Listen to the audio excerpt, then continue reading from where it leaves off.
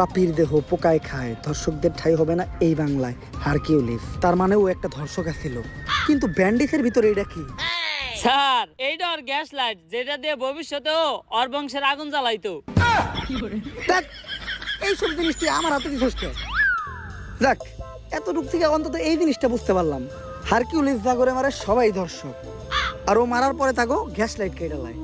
Sir সবার ক্ষেত্রে এই হারকিউলিস গ্যাস লাইট কাটে না, কারো ক্ষেত্রে শুধু গ্যাস লাইটটাই পড়ে থাকে, বডি আর থাকে না।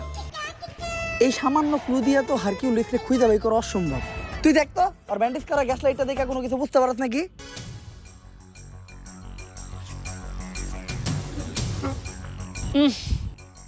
স্যার ওর গ্যাস লাইট দেখে একটা জিনিসই বুঝতে পারলাম, ওরটা ছোট আর কালা, একবারে আপনারটার মতো। হ্যাট! তোর মতো কনস্টেবল লগে থাকার থেকে এক কোটি ইয়ারিং থাকা ভালো। এই কয় মাসে যতগুলো মার্ডার হয়েছে এরকম সবগুলোর একটা ফাইল বানায় আমার কাছে নিয়ে আয়। হারকিউলিস তো বুঝে নাই ও কই দিছে হাত, ওর কে এখন থেকে হ্যান্ডেল করবো। ইন্সপেক্টর বরবাদ।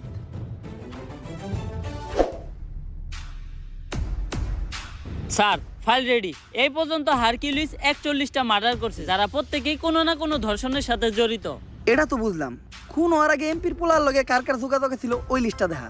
এই যে স্যার, খারা মাসুদ, চাটনি মনির, কলা রুবেল, অগত নামই ঝামেলা।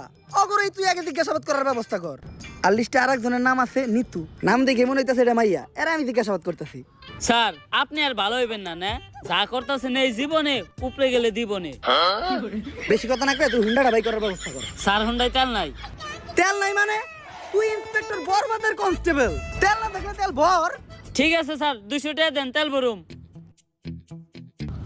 থু, আইটাই যামু, কারণ ডাক্তার কইছে আটা স্বাস্থ্যের লিগে ভালো। শেষরা। স্যার অ্যাড্রেস অনুযায়ী তো এইটাই নিতুর বাসা। আই নিতু, নিতু বাসায় আছে নাকি গো?